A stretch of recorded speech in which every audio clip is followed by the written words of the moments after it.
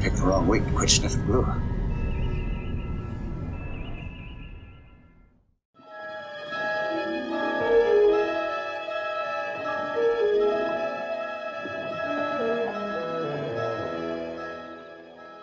Well, welcome back. It is the third week of December. It's time to start something new.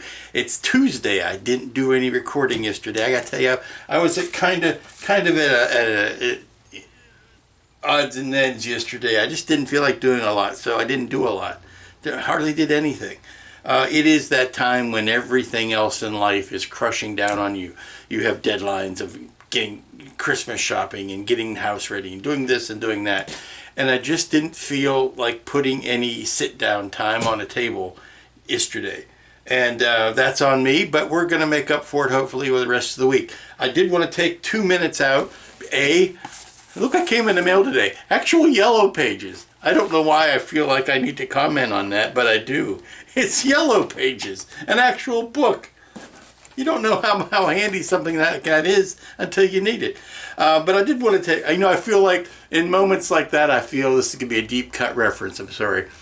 I feel like Edward G. Robinson in Soylent Green, when he is tasting the spoon that had strawberry jam on it, and it brings him to tears, the memory of strawberry jam, or just that little bit of taste on the spoon that Charlton Heston brings back to the apartment. And it's like, he's tasting the jam, and then he cries, and because he's happy to taste the jam, and then he cries that his life has become that, where the taste of the jam is, when he's thinking back on how life used to be. So, it's kind of like one of those weird instances, like, it's the new phone book's here, But enough of that. This is where my mind has been all week. I want to take a minute or two to welcome a new friend to the show, and it is Atomic Gift Shop. Now, this is not a sponsor. This is not a paid commercial. I got a lovely box from Atomic Gift Shop from Dana Berman. And in it, first of all, Dana, I commend you highly on your packaging.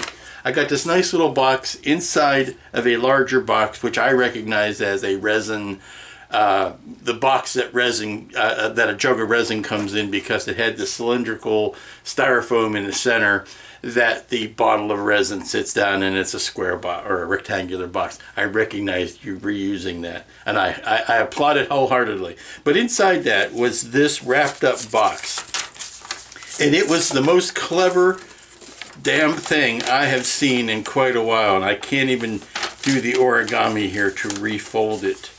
But what it was, it looked like this, I think. Let me see if I can recreate it. I'm missing something.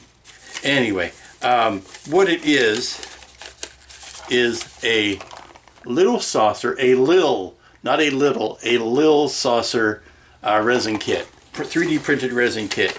And in the packaging, this was done up as a single sheet of paper, and you unfold it, and there is the sheet of paper that has the instructions to build it, plus the wrapping on the outside of the box, plus a QR code for assembly instructions. I mean, just a marvel of packaging. And Dana, I applaud you. You get my attaboy for the week. This is wonderful. But this is a way of introduction. He sent me this little model, plus this little goober, which is 3D printed. I just love this guy. I don't know where he's going to go. He would fit in with the, if I put him next to the peanut hamper that I made last week, I think he would fit nicely in the Lower Decks universe as a whatever. He could even be one of the brain slugs that from Next Gen. But I'm going to have fun painting him up.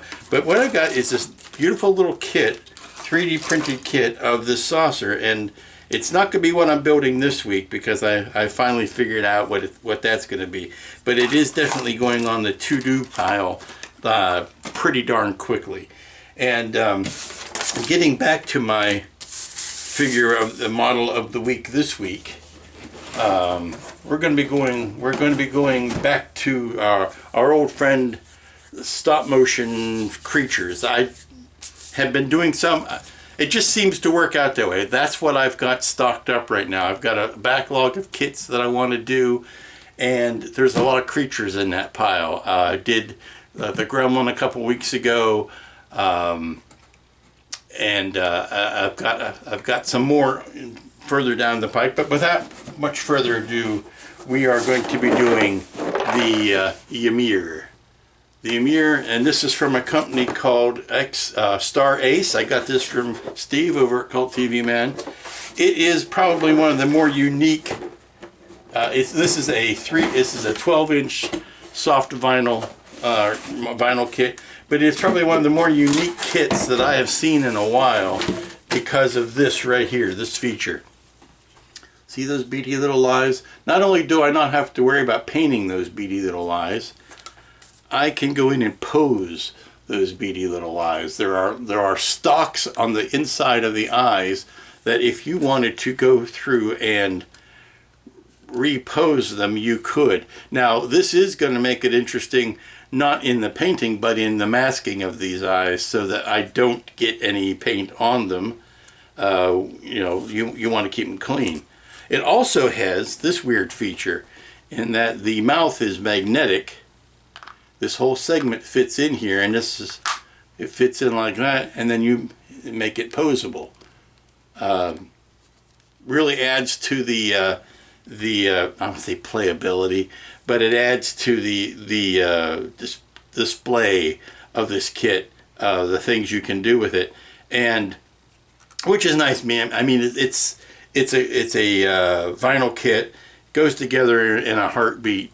All you can do is, put a wash and some dry brushing on it, and you'll be pretty much done. So it's nice to have these unique features to kind of go with it. It's the first time I've ever seen anything like this as far as a manufactured kit with a mouth that's removable, that you can pose. It already comes this way. And then the eyeballs that you can move around. So we're going to put this thing together today, and then we're going to have to coat it with something that's going to help the paint stick, which is an adhesion promoter that you use on vinyl. So let me clear off the table. Dana, again, thank you for the kind gift. The Atomic, again, that's Atomic Gift Shop, atomicgiftshop.com. He sent me a nice sticker, which I have put on my tool drawer here, so that you should be seeing that from now on. And let's get to I was thinking all the Christmas songs that I could make puns with, and all I could come up with was Ymir we come a wassailing, or Christmas time is Ymir. So and I'm probably not even pronouncing Ymir correctly. It's probably Ymir, more like the Persian pronunciation of Ymir or something like that. So let's get on. Look at that face. Look at that face. Let's get back to business here. Okay, here are the parts laid out like Christmas turkey, and like I said, spectacularly undifficult thing to make. It is a very simple model. The only joint that I've seen, and I've tested most of them, that's going to cause me any sort of issue looks like this joint right here. And I'm thinking that once I soften this up with some hot water, that I should be able to trim that just a wee bit of what it's going to take. I think there may be something in here that's causing a bind. But everything else is going to be remarkably easy to do. So we're going to start by putting the chicken legs together. That does look like a chicken leg. Say what you will. That looks like a chicken leg. And then the tail and the arms, and then we'll work our way inward.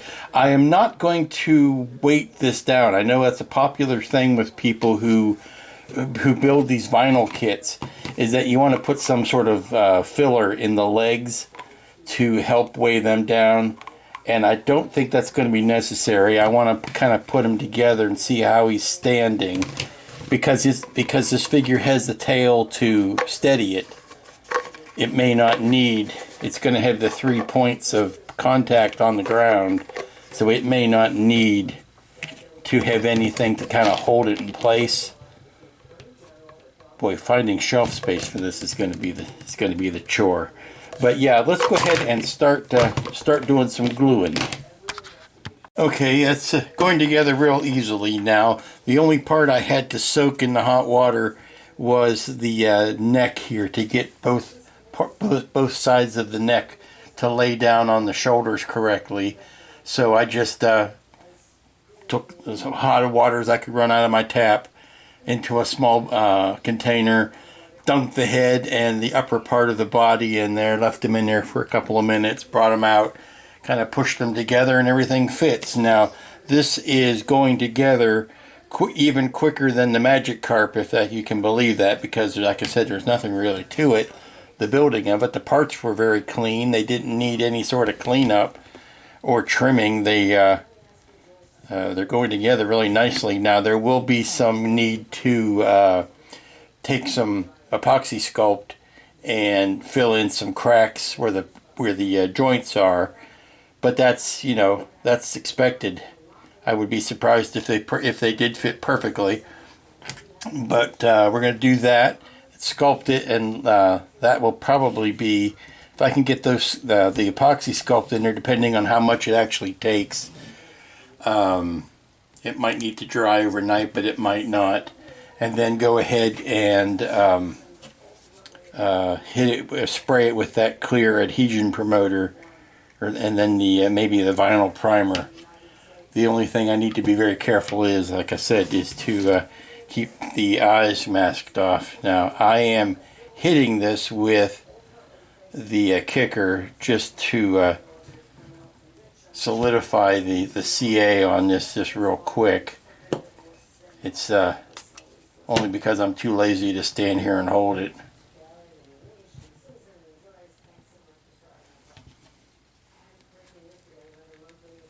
Just hold these joints together.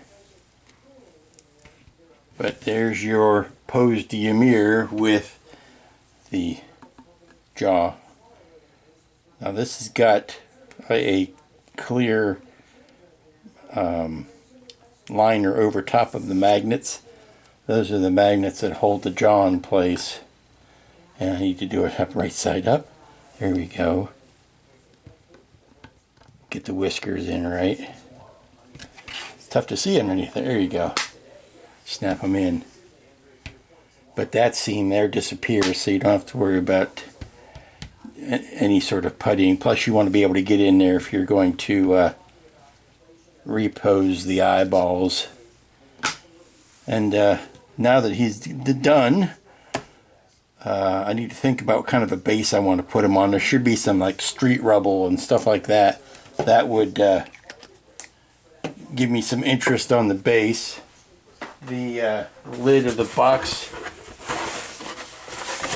doesn't really show anything like that, but it does give you some painting cues, as far as there'll be some painting around the whiskers and the of course the mouth, and then there'll just be some variations on the scales, variations of green on the scales and tails. So like I said, he's mostly done. I'm just going to do just a little bit. You can see right in here is probably the biggest joint that needs to be addressed, and even that isn't all that bad. So come here, Ymir. And I think I want to see if I can find a little tiny Santa hat for him. Just like I tried to find one for the gremlin. I think this would be the time of year to try to find some tiny Santa hats. And if I get enough, maybe I can decorate the Ymir with a Santa hat as well. A nice size base. This was what I had bought for, one of the things I bought for the gremlin that I ended up not using. Just a nice wooden plaque from Michael's. And I like that he fits on there nicely with his tail. That's a beautiful scale for that, base for that. So that's going to give me a good base, no pun intended, for putting some debris and stuff around there. And I can also glue him down. He does rock a little bit, and by doing that I can like pack under his toes with some epoxy sculpt and nail him down, secure him down to the base. I know what you're thinking. I know what you're thinking. You're thinking, Lou, give it a rest. Why do you keep dragging out that Gremlins model? Well, I'll tell you, I was just out at lunch, going to get my Bojangles, and I thought, well, you know, maybe I'll look to see if I can find a hat for, you know, find a tiny Santa hat. I couldn't. I looked online before I even went out, and it's like the craft stores, they may have had them, but anybody that's gonna need them has already bought them, and they're not restocking, that kind of thing. So I figured I'd hit the dollar stores and see if anybody's got anything. Well, I went to the Big Lots, and I didn't find any hats, but I did find some ornaments that had a hat as part of it. So I got a bunch of them. Nice thing about them is they're half off. So I sliced the little head open, sliced the hat off of it, and wouldn't you know, it is a little bit too big for Gizmo, actually, but fits Spike. It fits Stripe just fine. So it even fits over his mohawk. So I think that's how my gremlin is going to sit. And now that pesky thing, and I swear this is the last week I'm going to be dragging that thing out. Now that Ymir has had a chance to dry, see, he's just Ymir sized as well. So I'm gonna take the old X-Acto and slice off another one of these, slice a hat off of it for Stripe there, and then he'll go back on the shelf or out on the mantle for Christmas. Just need to make sure I don't cut through the felt when I do it. But I thought I'd give you an update. This is still drying. I figured out I should spray that with the vinyl adhesion promoter. I can do that even before I put the putty in the joints. So I'm going to go ahead and do that first. That way the joint puttying can be drying overnight. Hey everybody, it's Wednesday and we're back at the Ymir from 20 million miles to Earth. Our favorite visitor from the planet Venus. And now because I'm working on display elements today, and it's because the Ymir itself is so minimal in its paint job. There's not a lot of detail to it, so I want to set more of a mood with the piece. Not to try to sound all lofty and all that, but the big climax of the film takes place in Rome around the Colosseum, and of course there's lots of columns. And there's strewn debris and damage like that, and that's what I'm going to try to pepper the base with so that it creates a little bit more interest than simply him standing on a plinth. So I am starting the day printing, and I am printing some ruins, printing some pillars. And the nice thing about those is if they come out wrong or come out bad, they're still suitable ruins. So I've found some stuff, some pillar files I could download. I've hollowed them out. I've supported them. I'm printing them now, and in another hour or so, actually another 2 hours, I should have some results to show, and that will determine a lot of where we go from here. Because if I can't get a good suitable print job, I may look for some commercially available pillars. So let's get back to looking at how this is, of course, why he looks different than yesterday. He's no longer green because I have sprayed a coat of the vinyl adhesion, vinyl base paint, so that, see, that's the color it used to be, so that the regular paints will stick to it. Vinyl sometimes is picky about what kind of paints it likes to play with, so you need to have an adhesion promoter or a vinyl paint as a base. So now that this has had all night to dry and I'm back at it, I'm seeing some of these seams that are popping up. And what I want to use, I want to make sure is somewhat movable. You don't want to put a really hard Bondo filler into a vinyl kit, because vinyl has some give to it, So I'm going to use Tulip Slick because it's also a rubbery type of filler, and I can put this down into the joint and it'll fill in, but it'll also breathe a little bit better than a really hard type of joint compound would. So I'll go ahead and pop some of that in and let it dry.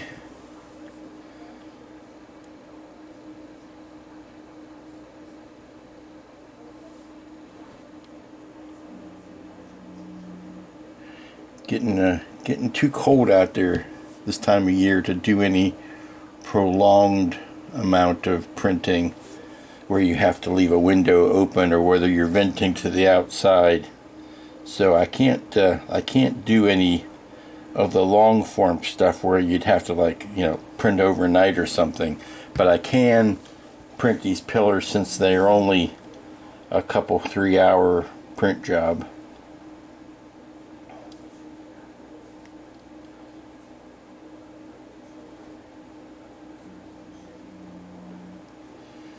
Okay, luckily this kit is very well designed in where they hide the seams.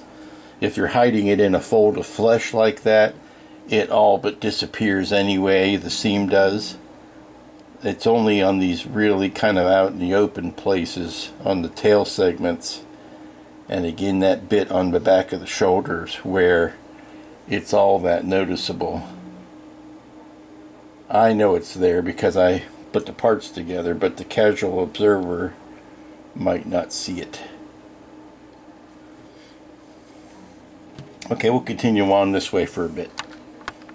Alrighty, my first batch of columns is out of the printer, and I'm determining whether I need more. I like the scale of them. I think they're about the right size, and I may flatten an edge or two just to get it to lay a little bit better. But I'm kind of liking this faux cage slash Coliseum-ish look to it. My question is, do I need any more? I don't want to ruin it. Haha, he said knowingly. Yes, I've been waiting for 3 hours while these are printing to make that ruin joke. But I'll put that in column A. But I think if I'd have gone any higher, it might start to overshadow them. So I like the lower pedestals here. Now I'm gonna obviously paint these and texture them, and, you know, fill the drain holes and all that, and I'll do some sand and other texture so these look like they're sitting on the ground, kind of blend them into the ground. But yeah, I think that's giving me the general look that I want to see. So age those up, and I like that with the big chunks facing out. No, actually, I kind of like that. That's the kind of stuff I'm going to play with, the positioning of them. I don't think I need to do any more. I was thinking maybe I want to make another run of these, but I think they're fine. Yeah, I was thinking if I had one that went, you know, higher up like that, well, you couldn't see it because it wouldn't be on camera. I don't think I want any as tall as him or any taller. So I think I like any attempt to make these taller would mean distorting them to you know, to change the scale, and I don't think that's something I want to do. If I give if I knock them over like this and lay them down, then I might give the impression that they were taller at one point. Here's where we're going to close up for today. I got a base green on Ymir. I've got the pillars printed, and I went ahead and printed up a couple of piles of crap. Now, don't give me any crap. That's what the file is called. Went on to, I believe this was, trying to think which service it was. I think it may have been CG Trader, but it may have been Thingiverse. But I looked up ruined columns, and one of the files that came up was called Pile of Crap, and it's just stones and pieces of the arches and the top of the columns, which is nice because these are all column bottoms. So put a couple of those in. I still have some room for his precious little toes, so it's going to look something like that. And then I can go ahead and glue these pieces down and kind of epoxy sculpt them in to the setting, and then start texturing over top of it. Good morning, welcome back. It is Thursday. It is the gateway to the weekend, and I'm working on the base of the Ymir, and I'm afraid I've made a complete ruin of it. Yes, I have to amuse myself because nobody else will do it for me. So I'm just putting in some, mixing up some slow-acting epoxy, and I'm sprinkling in some aquarium rock and some landscaping rock. The difference is aquarium rock is sealed, I believe. I think that's the difference. There's making it's hygienic in such a way that it's not going to poison the fish or otherwise adversely affect the ecosphere of the aquarium, whereas landscaping rock is just raw landscaping rock. I think that's a difference. I think there is some treatment that is handed to it. Anyway, what I like is this real tiny stuff. It's ballast, really. But it fills in the little crevices and the nooks and crannies really well. So I put down some epoxy, sprinkled the stone on it liberally. I've got 2 big clumps of the piles of crap. And I said yesterday that's what it's called. And I've glued the columns down in such a way that I can still fit Ymir over top of it. Just like that. And he fits in there nicely. And he's got some weight under his feet. And making sure that he's sitting on here right now. Probably when time comes to finally glue him in, that I will put some other epoxy under his toes. But for right now, he's mostly set up. Now I'm waiting for this to set up and cure, and then I'll dump off the I'll just upend it and dump off the loose stuff. And if there's any bald spots that I want to go back in and patch, I can do that. Then I can start spraying it and painting it with the texture paints and that kind of fun stuff. And while that's going on and drying on the on one side of the room, I can move this over here, and I can bring back Ymir. Ymir, I'm trying to think of a clever name for Ymir. I can't call him Timmy. I've already taken that one, so maybe I'll call him George. But anyway, he needs just a very basic paint job. He just needs a little bit of there's that face.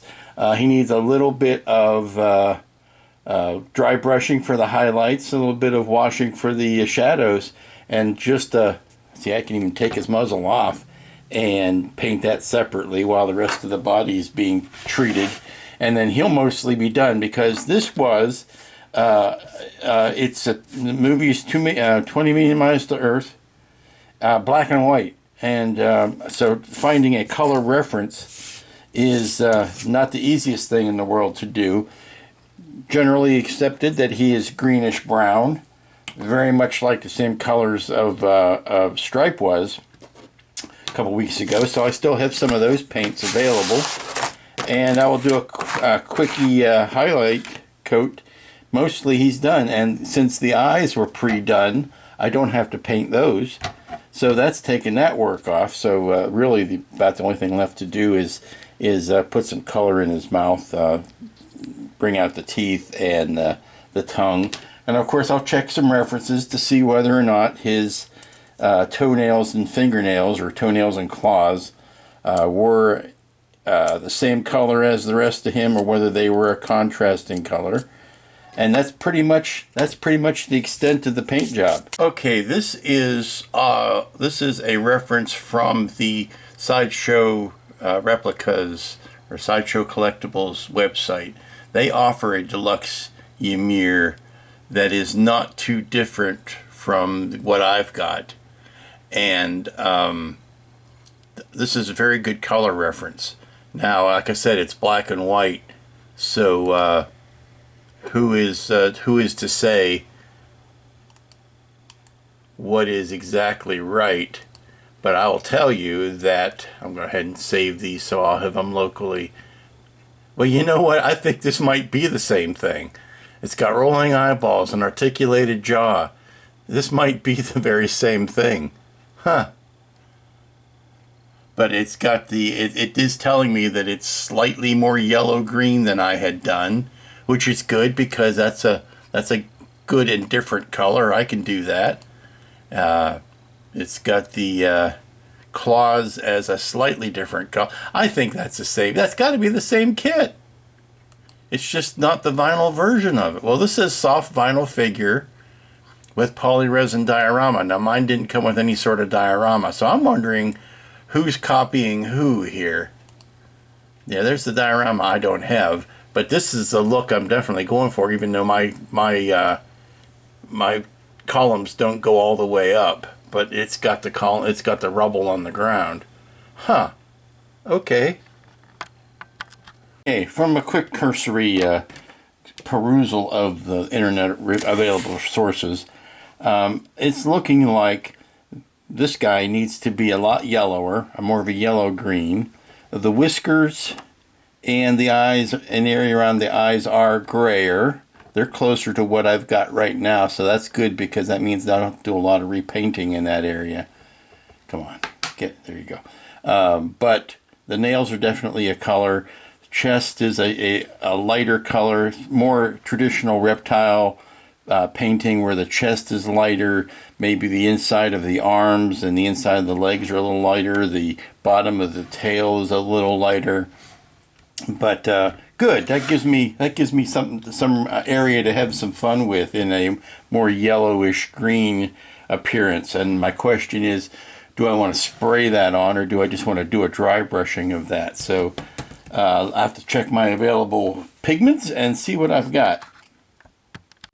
All right, the battery's back. Yes, I had to stop because the battery was run out of charge and I had to charge it back up. I've got a couple of things done since you last saw it. I've got the first greenish coat, a brighter green, and what I'm doing is just taking a dry brush with a lighter green, and I think I'll need to do a drier brush with a lighter green just to go up and start getting on the yellow side of things. But and I left the gray around the whiskers and on the mane. But the big news is I've got, not only do I have all of the rubble started to, it's dry, I've dusted off all the loose rubble, everything that's left is well and truly stuck down, but I've gone over that with a coat of my favorite thing, which is the sand texture paint, and that kind of did the job of unifying everything. And now I want to do is go in there with a wash in some of this rubble here and throw in some more contrast to all of that. Although I can see plenty, I still want to add some more. And then maybe do a white or a very creamy dry brushing on the columns to make them stand out. All of the rubble that's here, the stone rubble, which is good because it's sandstone flavor. It's sandstone shaded. But it doesn't mean I can't go in and with a brown wash on some of this stuff and really add some texture and some detail to it. So we're going to try that, and then we're going to come back and take another reassessment. Again, I've been having way too much fun. I am just slopping up this base. Really diluted versions of black and green and brown, and really just kind of slopping it in, and where I need to, I'm just pouring it over top. This is going to take all day to dry, and then I'm going to dry brush it tomorrow, and then that's going to be the end of that base. The base is all but done. The thing about dry brush or using these washes is that it's finding its lowest level. The color, the pigment is going into the cracks and crevices just perfectly. So we're going to let this sit, and we're going to see if it needs any augmenting, maybe later this afternoon, see if it needs any augmenting, but not, if it doesn't, I don't think it will, then it's going to dry overnight, and then tomorrow we're going to dry brush the heck out of it and bring it back out, bring the highlights back out, and our base is going to be finished. Okay, I think we've got a good stopping point for today. I think we might even have a little bit too much color on Mr. Ymir. So I'm going to take a step back and come back at him tomorrow and see how I feel. Because I think we might be putting too much. It's one of those things where you're actually making it, and I won't say better, but more colorful certainly than the original was.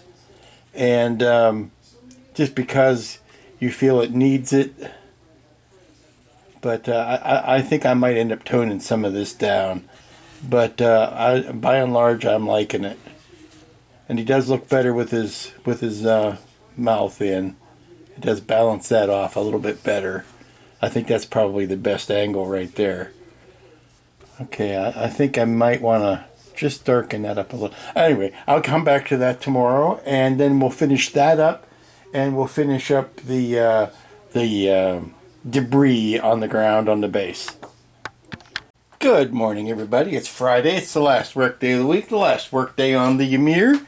And we're coming up on it pretty good timing-wise. I try to get these guys done on a Friday, such that I am not rushing to get things done. Now, I will confess that over the last couple of builds, particularly the, I think it was the Orion and what was the other one? Where I was basically filming with wet paint because I was trying to hustle to get something done in time to finish on a Friday afternoon. But now I think we're in good shape. There's only really one more pass I want to do on Ymir as far as bringing out some highlights. And then I want to hit him with a satin finish, because in a lot of the scenes I've noticed that he has a semi-slick appearance, and this is kind of a flat look. But I've been playing with the base this morning, just going in and dry brushing some detail and some brighter colors on the columns to kind of punch them up a little bit. I think, oddly enough, putting this black band on the base, painting in the base of the outer rim of the base with the black paint, really kind of solidified everything. It kind of brought it all into focus. And then what I did was I pulled out some different colors. I wanted to make the bricks look more like brick and have a terracotta color to them, so that they're not meant to be sandstone or marble like some of the other bits might be. So we've got some brick color. We've got some gray stone in here, which could be marble bits. We've got some highlights on the columns, and again, I want this to look like it's of a piece, and not that the base or the background is more detailed or less detailed than the Ymir himself. I don't want it to overshadow the character. I want this to look cohesive. So you put a certain amount of detail in, but you don't get obsessive with it. Ymir is looking really good. Like I said, I'm going to check those color references, because they are a lot more elaborate than the actual stop motion puppet would have been. And I did notice yesterday, and I think I may have commented on this, that he does share a lot of the same design cues and color breakdown as the Gremlin does. And I was careful to, once I saw that I was doing that, I wanted to veer in the opposite direction, so that I didn't end up using the same palette as the Gremlin. So even though he does have yellow on him, it's not yellow stripes.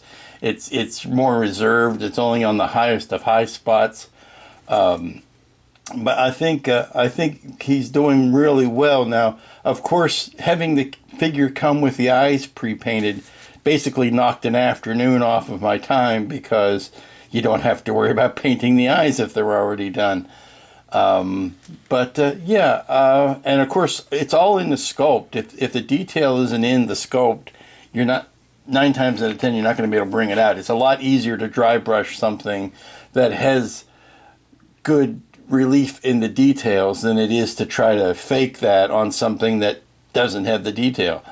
And again, being able to print the columns, that helps. That added some oomph to a lackluster base.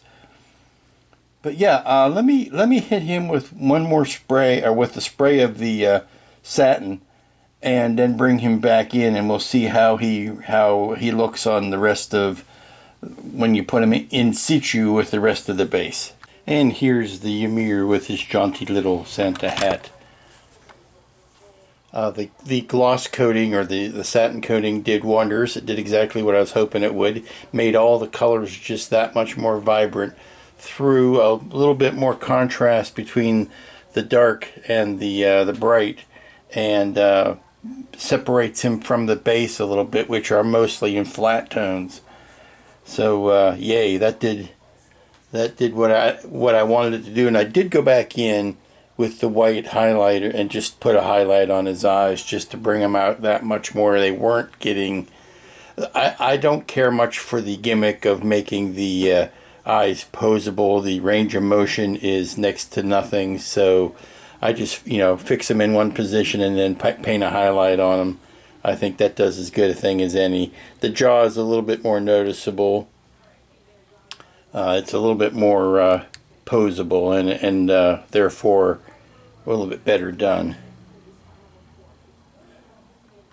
Well, yeah, let me clean this up and we should be ready to wrap them up.